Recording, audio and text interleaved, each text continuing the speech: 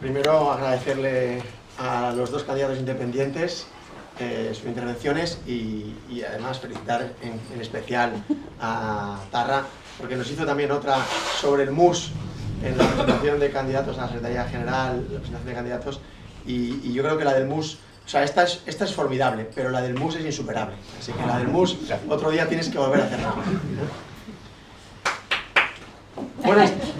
Buenas tardes y muchas gracias por acudir a la presentación de las candidaturas a la Secretaría General de Podemos a Aldugu en Navarra. Muchas gracias también a la organización. Sabemos que hay aquí personas, está Íñigo Muerza, está Arturo Cisneros, que no le veo hoy, pero son personas que están dedicando mucho tiempo de modo altruista, para que esto pueda salir adelante, y naturalmente a los espacios que nos están cediendo para poder desarrollar estos debates. Así que muchas gracias también a ellos. Sin ellos esto no sería posible. Como suponéis, me expresaré mejor en castellano, pero desearía poder hacerlo en euskera con la misma corrección. La lengua es cultura y Podemos está a favor del desarrollo cultural de todas las personas en todas sus facetas, y espero que en un futuro no muy lejano el euskera, como lengua originaria de esta tierra, pueda ser aprendida y usada con fluidez por todos los navarros y navarras que así lo deseen. Arratsaldeon eta mila esker Nafarroako Podemos Alduguko idazkari nagusirako kandidaturen aurkezpen honetara etortzeagatik. Dakizuen bezala gazteleraz hobeto mintzatzen naiz, baina modu berean euskaraz mintzatzea gustatuko litzaidake. Hizkuntza kultura da, eta Podemos Aldugu pertsona eta arlo guztien kultur garapenaren alde dago. Horrexegatik hala desiratzen duten nafartar guztiek euskaraz ikasi eta erraztasunez mintzatzeko aukera izan dezatela gustatuko litzaidake. Euskara lurralde hontako hizkuntza baita. Me habréis oído, si habéis estado en otros debates, hablar de una varita mágica. Cuando me dicen que por qué estoy yo en Podemos, yo vine después de adquirir conciencia de que esto tenía que cambiarlo la gente, que por desgracia la historia de la humanidad nos explica que cada 100 o 100 y pico años hay una guerra o una revolución. Y un día hablando con mi padre, creo que fue en el 2007 por teléfono, yo ya vivía aquí en Pamplona, estaba muy preocupado porque no sabía si comprar piso o no, y decía, ¿qué va a pasar? Y mi padre me decía, compra, porque tenía dinero del piso que había vendido en Barcelona, y me decía, si hay una guerra, que nos planteábamos eso en una conversación de más de una hora. Decía, al final el banco, el problema menor que tendrás será cobrar tu hipoteca, casi preferirá que te quedes dentro hasta que pase la guerra. Y mi padre me explicaba que esa guerra o esa revolución casi siempre viene provocada por el hambre. El hambre, cuando es poca, entre unos u otros nos asistimos, pero cuando empieza a ser generalizado, eso lleva a que la gente se organice, se harte, diga no puedo más, y o viene una guerra o una revolución. Luego eso se enarbola con alguna bandera, alguna de las banderas que hablaba Tarra, ¿no? O una religión, o algún otro motivo geopolítico. Pero realmente, si no hay hambre, si no hay necesidades básicas en peligro, probablemente la gente no se lanza a esa aventura. A mí me trajo esa conciencia de que esto empezaba a ser peligroso, y mandé algún Christmas a amigos míos explicándoles, cuidado, que lo que viene no es broma, no es una crisis que se va a pasar. Y ahí empecé a coger conciencia. Y yo, lo que me empujó a moverme fue pensar que esto había que cambiarlo de un modo civilizado, esperando que no llegara esa revolución ni esa guerra, pero que necesitábamos que la gente tomara conciencia. Yo quería concienciar a la gente. Y cuando hablaba de la varita mágica, yo pensaba, si pudiera cambiar el mundo, ¿por dónde empezaría? Si quisiera cambiar la vida de los navarros y navarras, quisiera mejorar la vida de todos los que estáis aquí, ¿por dónde empezaría? Pues seguramente a día de hoy tendría que empezar por cambios legislativos en la Unión Europea. Porque la Unión Europea es la que determina de un modo más directo las políticas que aquí podemos llevar. Y me diréis, no, sí. Os recuerdo que modificaron el artículo 135 de la Constitución Española en una tarde de verano, en un acuerdo PP-PSOE, donde apenas nos preguntaron si estábamos de acuerdo o no. De hecho, incluso el mensaje que mandaron fue mendaz, porque decían que era un compromiso para no superar determinados niveles de déficit. Pero había otro párrafo que no se citó en televisión apenas, que decía que el pago de la deuda gozaría de prioridad absoluta por encima de cualquier otra partida de gasto. A partir de entonces, todas las medidas económicas que se han ido tomando han privilegiado el pago de la deuda por encima de cualquier otro derecho ciudadano. Cuando esos derechos ciudadanos vienen recogidos en la Constitución, que por cierto es del 78, y por tanto eso también son compromisos y también son deudas con los ciudadanos. Son deudas que también están siendo impagadas porque esas deudas estaban escritas.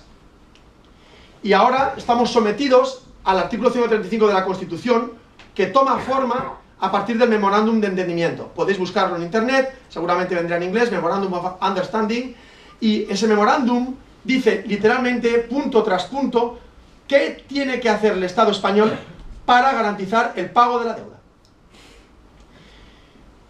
Si no pudiera, bueno, si tuviera esa varita mágica y pudiera empezar a cambiar medidas, cambiaría el funcionamiento del Banco Central Europeo, que nos cuesta 36.000 millones al año.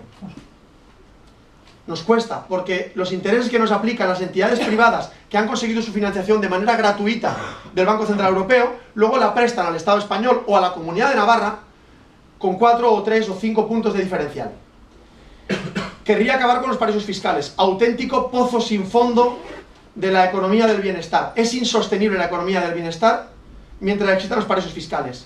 Sí o sí tenemos que comprometernos a luchar decididamente. Si de mí dependiera, mañana la portada de los periódicos, también de aquí, no serían que si la candidatura, se presentan debates de candidaturas, sería acabemos con los paraísos fiscales. Y pasado mañana, titular, acabemos con los paraísos fiscales. Y al otro titular, acabemos con los paraísos fiscales. Para que la gente tomara conciencia. La deuda de todos los estados del mundo, sumada a día de hoy, ronda los 55 billones de euros. Pero en los paraísos fiscales hay dinero en cuentas de titularidad desconocida o por lo menos secreta por nivel de 30 y pico billones de euros. Es decir, prácticamente la deuda de todos los estados del mundo, esa deuda que nos ahoga, esa deuda que compromete todas las medidas de rescate ciudadano que ahora es tan necesario, resulta que hay una cantidad similar en paraísos fiscales. Por cierto, sabéis que podéis buscar en la cúpula de algunos partidos de toda índole que conocemos de aquí de cerca, gente que tiene cuentas en los paraísos fiscales. Habría que empezar por ahí, pero yo me presento aquí en Navarra. Si mi varita mágica funcionara, mi segundo intento iría a intentar cambiar leyes del Estado español. Y me diréis, no, pero tú estás en Navarra. Lo sé, hablo si tuviera una varita mágica. ¿Por qué? Porque la mayor parte de las leyes que afectan la vida de los ciudadanos de Navarra vienen desde el Estado español. Y cuando en Navarra se toman algunas leyes que creemos que son buenas para esta ciudadanía porque son aprobadas por el Parlamento de Navarra, resulta que el Tribunal Constitucional, cuyos miembros son elegidos, como sabéis, en un reparto político entre los partidos que gobiernan allí, resulta que ese Tribunal Constitucional nos tumba las leyes aprobadas por el Parlamento de aquí. Con lo cual, ni siquiera las leyes que aprobamos aquí tienen un impacto directo, salvo que en el Estado español nos las aprueben. Os leo, porque nos hemos tomado mucho trabajo nuestra candidatura en estos últimos meses. Nos hemos leído el mejoramiento del fuero, todo subrayado, punto por punto. Lo mismo con el convenio económico. Y os quiero leer solo un artículo, pero os invitaría a que leyerais, porque se trasluce por todo el mejoramiento del fuero. Por cierto, un mejoramiento del fuero que no fue aprobado en referéndum por la ciudadanía de Navarra. Fue aprobado en un despacho y luego en el Parlamento de Navarra, pero realmente fue pactado. Pues el artículo 28 bis del mejoramiento del fuero dice: bajo la dirección del Gobierno de Navarra, la Administración de la Comunidad Foral de Navarra sirve con objetividad a los intereses generales, con sometimiento pleno a la Constitución, a la presente ley orgánica y el resto del ordenamiento jurídico. Es decir, que en realidad, y lo podéis leer porque se traduce muy bien, cualquier cosa que aprobáramos aquí estaría sometida a la Constitución española. Por tanto, esa varita mágica iría allí. Pero, desgraciadamente, yo me presento solamente aquí en Navarra y no voy a poder cambiarlo. Y nosotros nos presentamos en Navarra, pero queremos poder cambiar cosas en Navarra. Se nos ha reclamado mucho la importancia de un cambio aquí en Navarra. Esta candidatura ha trabajado muchísimo y le ha dado muchas vueltas. Y planteamos que por responsabilidad y por solidaridad íbamos a plantear la posibilidad de presentarnos en Navarra bajo el nombre de Navarra sí puede. Y eso nos desvinculaba de las decisiones que pudiera tomar Podemos a nivel estatal. Lo hicimos por responsabilidad, precisamente para garantizar, blindar las decisiones que pudiera tomar aquí la Asamblea Ciudadana de Navarra, es decir, garantizar que la voluntad de la ciudadanía de Navarra iba a ser respetada y no iba a quedar comprometida bajo ningún escenario. Se ha hablado estos días de hipotéticos escenarios, pero resulta que el 70% de las preguntas del público nos hablan de los hipotéticos escenarios. Igual no son tan hipotéticos cuando el 70% de la gente nos pregunta por ellos. Y, por tanto, tomamos esa decisión. Además, lo hicimos por solidaridad. Solidaridad porque yo decía de la varita mágica. Yo también queremos ser solidarios con el rescate ciudadano, no solamente aquí, sino en cualquier otro lugar donde haya gente pasando dificultades económicas. Y nos consta que en el Estado español hay muchas personas también pasando dificultades económicas. Esa gente también nos importa. Es honesto y es responsable preocuparse también de lo que les pueda ocurrir a esas personas. Y también querríamos facilitar un cambio a nivel del Estado. Por cierto, cambio a nivel del Estado que beneficiaría de modo directo de nuevo a la ciudadanía de Navarra. Porque si no, las leyes que se aprueben aquí podrán ser recurridas ante un tribunal constitucional que no elegiríamos nosotros. Por tanto, por responsabilidad y solidaridad, planteábamos eso. Sabemos que otras candidaturas plantean la seguridad y la conveniencia de ir con el nombre de Podemos, e incluso el martes, en Estella, Laura llegó a plantear dos escenarios. Uno, digamos, impugnar una eventual revocación de Podemos a nivel del Estado, o incluso mantener el acta de parlamentaria en Navarra y desvincularse de Podemos después de una eventual revocación de las decisiones que la Asamblea Ciudadana quisiera tomar. Os quiero poner en situación. Hay 4 escenarios que no controlamos. Una, las decisiones que la Asamblea Ciudadana de Navarra tomare, y lo digo en futuro subjuntivo, que tomare eventualmente, pueden ser revocadas porque puede plantearse una... dice, la Asamblea Estatal puede revocar un acuerdo adoptado por la Asamblea de Navarra en base al artículo 13A3 del documento organizativo Claro que Podemos. Por cierto, el documento organizativo Claro que Podemos que hemos aprobado entre todos y todas hace unos meses. Este artículo establece que serán competencias exclusivas e intransferibles de la Asamblea Ciudadana Estatal aprobar o rechazar cualquier tipo de pacto o alianza pre- o post-electoral para las instituciones de representación de carácter estatal y en espacios territoriales menores cuando pudieran afectar a la estrategia general de Podemos. Y esa asamblea la puede convocar el secretario general estatal, es decir, Pablo Iglesias. No sabemos si lo va a hacer o no. Pensamos que no, pero lo podría convocar el Consejo Ciudadano Estatal. Y ya no solo Pablo Iglesias, hay 89 personas allí y 17 todavía están por elegir. No sabemos lo que esas personas provenientes de cualquier lugar del Estado podrían eventualmente plantear, votar y decidir. Lo podría plantear un 25% de los miembros de Podemos a nivel del Estado, y hay mucha gente en el Estado. Y lo podría plantear el 25% de círculos de Podemos a nivel del Estado. Y hay muchos círculos en el Estado, y esto no lo controlamos nosotros. Por tanto, esa hipótesis, que parece que es muy remota, pero que ocupa el 75% de las preguntas que se nos hacen, depende de 4 escenarios que nosotros desde aquí no podíamos controlar.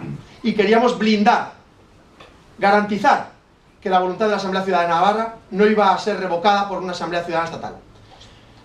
¿Cuánto me queda? 2 minutos, gracias. Frente a esta posibilidad, Laura propuso el martes llevar ese acuerdo a la Asamblea Estatal ante los tribunales, lo cual, en nuestra opinión jurídica, no es posible. Al presentarse bajo el paraguas de Podemos, se asumen los documentos que rigen la entidad, y si no estás de acuerdo con alguna de las partes, hay que denunciarla ante los tribunales alegando que son antidemocráticos en el momento de su aprobación, no posteriormente porque a uno le perjudiquen. Es lo que se llama la doctrina de los actos propios, o sea, que no puede denunciar ante los tribunales decisiones que uno ha tomado libremente. Si se asume el documento organizativo de Podemos para poder presentarse a las elecciones, se asume en su totalidad, no parcialmente. También planteó la posibilidad de quedarse con el escaño porque es personal, aunque la echaran del partido. Y ahí tiene razón, y múltiples sentencias jurídicas lo corroborarían. Vamos, que podría salir elegida por Podemos para luego desvincularse del partido y hacer de su capa un sayo. Pero esta actuación es contraria al apartado 7º del Código Ético, que determina que como persona integrante de Podemos se compromete a rechazar el transfugismo. Dejo en manos de los eventuales votantes de estas candidaturas qué entienden ellos por transfugismo. Eso es todo.